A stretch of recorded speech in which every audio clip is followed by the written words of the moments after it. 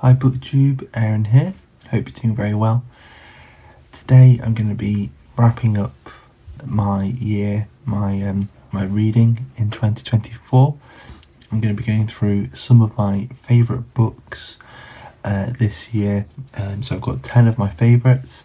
I got some rereads because I don't normally count rereads in my top books. I try to keep it to books I read for the first time. But I've got a separate sort of mini list of rereads, and then I've got a pile of honourable mentions, which are really books that I'd just like to try again and get back to and see if I can find anything in them the second time round. In terms of sort of generally as the year has gone, I'm not going to go into how many books I read or anything like that, but I seem to have plateaued in terms of the number of books that I read. Looking at last year, which is interesting. It's a nice sign that I don't have to pressure myself to read more. I think I've reached quite a comfortable place in my reading. In terms of non-fiction, poetry, things like that. On my story graph, I think it was something like about a third of my reading is non-fiction and 2/3 fiction, roughly something like that. There's a link to my story graph down below, so you can sort of look through all of my stats for this year's reading if you'd like to.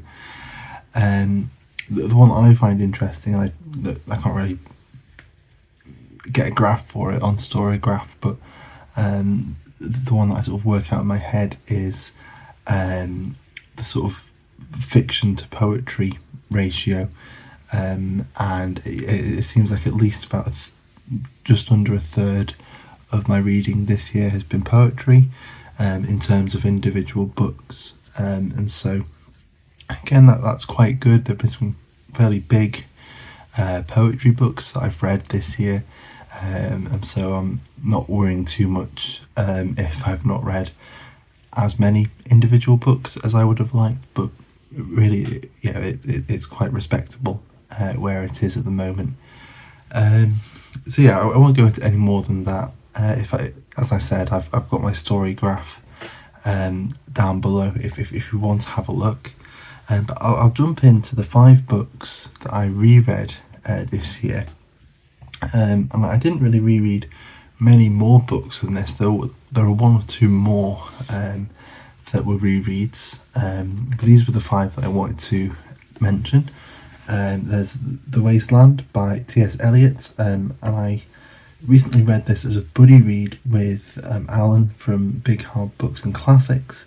And I was reading this, I was going through the original drafts. There's a facsimile and a transcript of the original drafts and sort of looking at how the poem came into being. I found it really interesting. It was something I hadn't looked into too much before, so I really enjoyed doing that. Next up, we've got the poetry of Elizabeth Bishop. The first time round I just didn't really get her poetry. There are some poems that I liked, but on the whole I was struggling to see why I was reading it.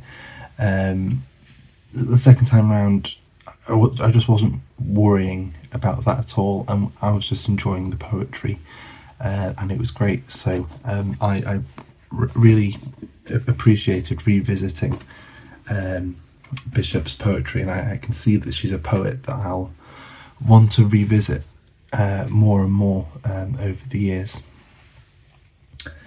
Then next up, an old favourite of mine, Frankenstein by Mary Shelley. It was just lovely to go back and reread this. It just felt like catching up with with an old friend, really, for me. It's just a novel that I love a lot. Don't really have much to say about it, but yeah, it's just one that I enjoy going back to. And then we've got 2 big Russian novels that I reread, and they're both ones where I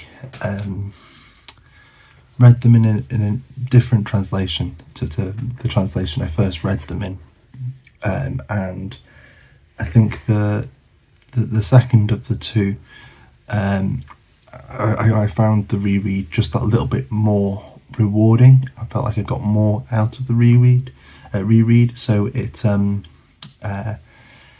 not necessarily saying that one book is better than the other, but just in terms of the rereading experience, this is kind of reflecting that, if that makes sense. And so in second place is War and Peace by Leo Tolstoy. This is the Alma and Louise Maud translation. It's been updated by Amy Mandelker. I read this right at the beginning of 2024, back in, I think it was in January. And then the following month I picked up The Brothers Karamazov by Dostoevsky, and certainly the second time round I was really just rethinking the entire book. I don't know whether it was the translation or just for the fact that I was reading the book for the second time, but I suddenly just clocked onto sort of certain elements of it, or was questioning the book in a way I maybe wouldn't have before, and so I really enjoyed rereading that book.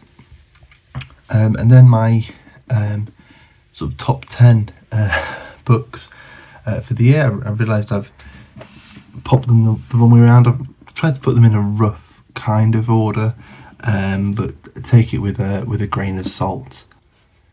So first up we've got, and this is really 4 books, not one. It's first 4 books of Earthsea by Ursula K. Le Guin. I'd never read anything by Le Guin before reading this, and I just really loved it. As I just said, I'd started off the year reading War and Peace and the Brothers Karamazov, and just wanted something that didn't seem quite as weighty as those, and I found something that was comforting and yet really engaging, and also complex as well, and really mature. To say that at least the first book in here is, ostensibly a sort of children's book, a young adult sort of fantasy book. But I really appreciated this, and it sort of stayed with me in the back of my head throughout the year. Then next up we have got Victor Hugo, Les Misérables. I read this for a group read back in April this year. And again, I don't want to give a sort of long sort of synopsis, or sort of give too many of my thoughts about the book, because I've got quite a few books to get through. But I just love this. I love the world of this book, and I loved Hugo's playfulness as a narrator. I think a lot of people find his digressions challenging or a bit annoying, but after a while I was really feeling Hugo's presence as a narrator, and so those asides, those digressions that he takes, they can be seen as quite delightful in their own way. Then next up, another, but it's really 4 books in one. It's sort of a series, but I'm counting the whole thing. And again, as I'm looking back, if you look at my Goodreads or Storygraph, this one, as well as Earthsea, it's not a 5-star book on there, and yet there's something about it that stayed with me, and it's really impacted me. And when I look back at my reading year, it feels like one of those big books for the year. And so with that in mind, here's Justine by Laurence Durrell, and this is to represent the whole of the Alexandria Quartet. It's really just a beautiful quartet of novels about this group of people living in Alexandria in the lead up and during and in the aftermath of the Second World War. Although politics and intrigue come into it, it's also very much about their personal lives, their personal development, and their relationships to each other, and it's tangled, and we get varied perspectives on the same events over the course of the 4 books, and you just get to see how little one individual can really understand about themselves and about events that they're living through and about the people that they live with. So I really love this, and it's one I'll certainly be coming back to before too long.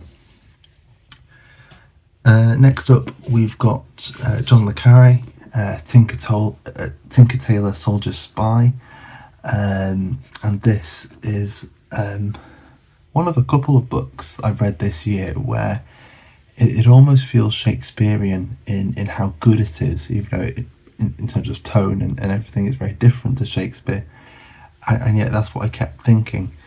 And I think it's just the depth of the characters in here.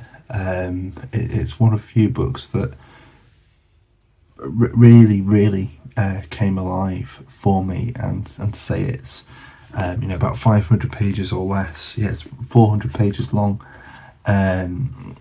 Sort of comparing it to books like Les Misérables and things like that, where you'd expect characters to feel so real because you're spending so much time with them. I'm spending considerably less time with George Smiley and with I'm trying to remember the name of the teacher who we meet, Jim Prideaux, who we meet right at the beginning, and these characters who give so much and lose so much. It is just really wonderful, and then there's the actual plot itself, which is really intriguing and tangled and dark, and just really love that book. And then the next book that in its characterization and its heft and its depth just felt Shakespearean to me, it's the only way I could think of describing it, was Wolf Hall by Hilary Mantel. And again, this is one I read for a buddy read with Alan from Big Hard Books and Classics, and I just loved this. It's just a really wonderful, immersive book that gets you rethinking history as well. So again, not to get too much into it, and I'm going to try and dive into the rest of Mantel's books concerning Cromwell next year. And then 5 more to go on the main list, and we've got a poetry collection. We've got Nobody by Alice Oswald, which is it's not quite a retelling of the Odyssey, but it sort of uses the Odyssey as a kind of jumping off point. And I suppose the sort of refrain, the general motif of the book is water and the ocean and sort of travelling across water, but it brings in a panoply of other characters from classical mythology as well. Some sort of mentioned explicitly, some maybe a little more implicitly, but it's just really wonderful. And I'm hoping to try and reread pretty much everything I have by Alice Oswald in the near future. Then next up, I think this was the first book that I finished in 2024, and it kind of set the bar for the year in terms of reading. It's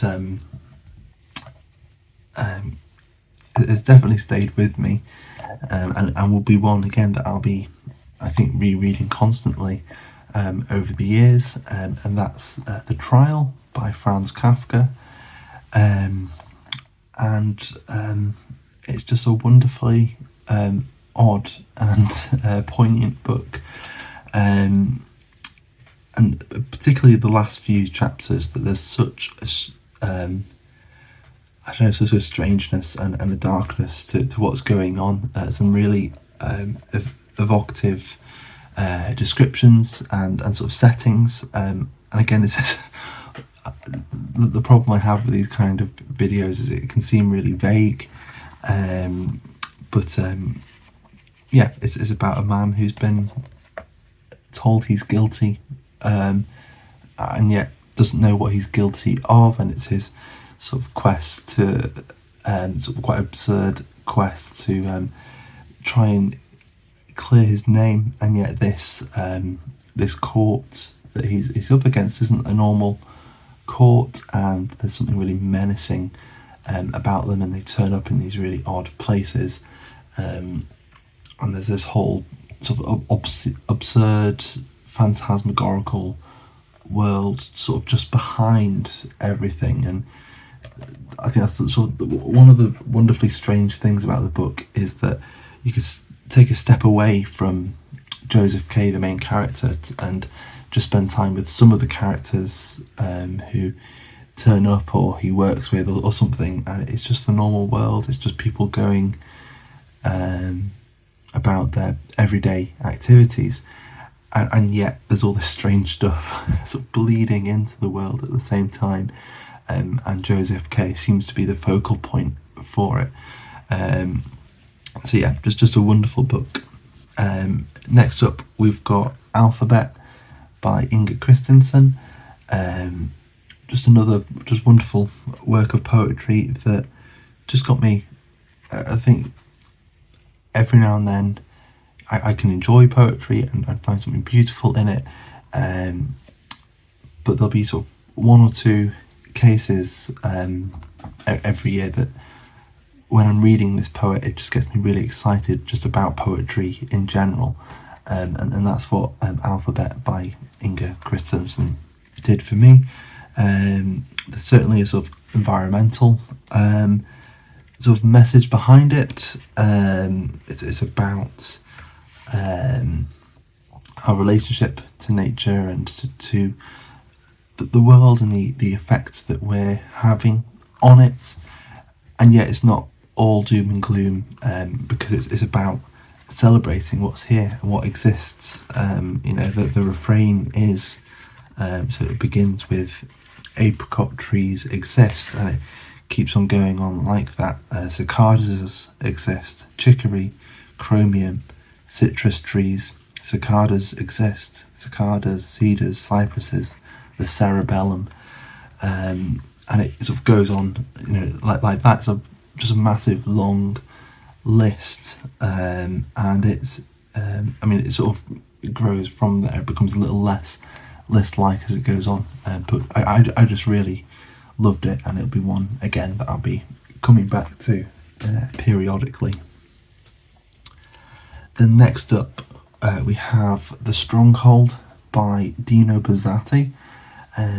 Again, like The Trial, just a really odd, quite absurd story that it can be very tempting to read it as a parable for, certain political situations, or to read it sort of philosophically or something like that. But it's also just a really compelling, well-told story, I think, about this young soldier who's posted to a fortress up in the mountains, and there's nothing there. They're there on the off chance that the enemy might appear at any point, but no one's really ever seen them. No one really knows if they exist, and although he's gone there for glory and to get experience as a soldier, and he's surrounded by all these other soldiers who have spent their whole lives posted at this fortress, who had been very much like him when he turned up, and essentially their obsession with the possibility that something might happen it's kind of like a survival instinct. It's the only thing that's keeping them there, and it's this sort of vicious cycle, really, of and you sort of see it in being acted out sort of tragically in the life of our protagonist. So yeah, it's a really wonderful, odd little book that's got this sort of an aura of a fairy tale to it. And then last up, we have Austerlitz by W.G. Sebald. As I was saying about poetry earlier, where I might read, a couple of books a year maybe that get me really excited about poetry, just generally, a little more generally than that, then every now and then I read a book that just makes me really, really grateful just to be a reader, and to be reading great books. And this is, this is the book more than any other that made me feel that way. It's about our main character. I can't remember his first name. It probably says, Jacques Austerlitz, who is maybe quite eccentric. He's our narrator meets him at a train station, and he takes photographs of architecture and sort of odd little details, and he always bumps into Austerlitz at a train station. And it's essentially a recording of their chance meetings over decades, really, and regardless of the long gaps between their meetings, Austerlitz is telling our narrator his life story and about his sort of search to find out who he really is, and it says on the back, so it's not much of a spoiler, that he had come to Britain on a train, on a kinder transport. So he'd come from somewhere that had been occupied by the Nazis. He was from a Jewish family, and so had to somehow get out, and so he was brought up by a family in Wales. And I think when I just finished this, I was saying that you could very easily write this book as quite a heartwarming book about someone with a tragic past finding out who they really are, and sort of overcoming the past or something like that. And what I love about this book is that it doesn't do that. It's sort of typical Sebald. You're not sure whether you're quite reading fiction or non-fiction, that there are long digressions, and the way that images that Sebald has collected are inserted into the narrative, again just brings a wonderful but sometimes slightly disquieting mood to the whole thing. And so if you've never read anything by Sebald, so far from what I've read, this is the most accessible and the most emotionally compelling as well. So I'd really, really recommend it. And then just onto a pile of 10 books that are sort of honourable mentions, or at least they're books I'd like to get back to, reconsider, and build more of a relationship with.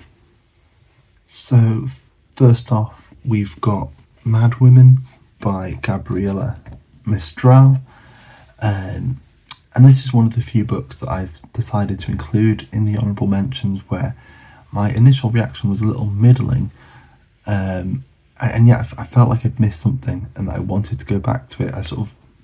I don't know whether you get it sometimes when you're reading, that you feel like you're close to something really amazing and you're just missing it, and so I want to go back and give Mistral another go.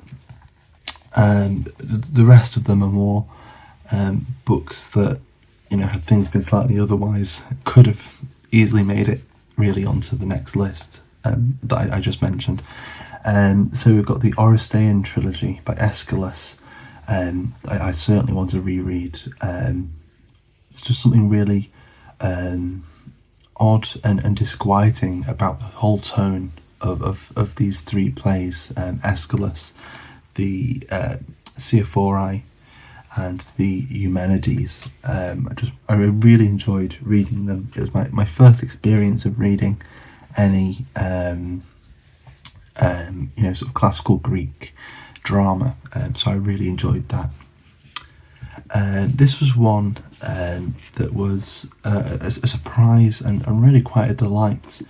I read the selected poems of John Asbury, and again, even though it didn't make the main list, this was one of those books that just got me really excited about poetry and about the playfulness of poetry, and that being playful and inventive and experimental doesn't mean that you can't be heartfelt and can't communicate something really emotively. So I really enjoyed spending time with John Asbury. It was a lot of fun reading that. And then we have the Voronezh notebooks by Osip Mandelstam. This was my first experience with Mandelstam. It's all I have by him, but I'll certainly be reading these poems. I really recommend them. They were his last notebooks before he died. He was sort of an exile or sort of prisoner sort of during Stalin's purges, and I think he died of natural causes, but I wouldn't be surprised if the conditions he was living in contributed. Then next up we have Satan Tango by Laszlo Krasznahorkai. This was a really compelling book that, again, I think I'd get a lot more out of, and I'll spot more of the details of what's going on in this book on a second reading. So I'm really looking forward to giving this another go. Then we have Don Quixote by Cervantes. I think I have a fair excuse for for not picking up everything in here. I loved it, and again, there's just something really delightful about the book as a whole, although there are tragic elements to it as well, certainly towards the end. But this was the book I was really focusing on back in March, which was the month that my daughter was born. So everything was sort of all over the place that month, and I was just reading, maybe 5 pages, whenever I could spare a few minutes, and so it wasn't really the ideal circumstances to be reading a book of this size, and yet I still enjoyed it, and got a lot out of it, and will remember it very fondly as well, because of when I read it for the first time. Then we've got the collected poems of Czesław Miłosz. I was sort of coached on how to say his name earlier in the year, and I've probably forgotten by now. But just a really wonderful poet. Again, it's often hard in these sort of wrap-ups to let you know exactly what it is about the poetry that stands out. It's quite hard. But there was something really just, I don't know, just something very evocative about his poetry, and it just stands out from a lot of what I've read this year. And then we have the collected stories of Lydia Davies, just very odd, quirky stories. The characters themselves are really odd.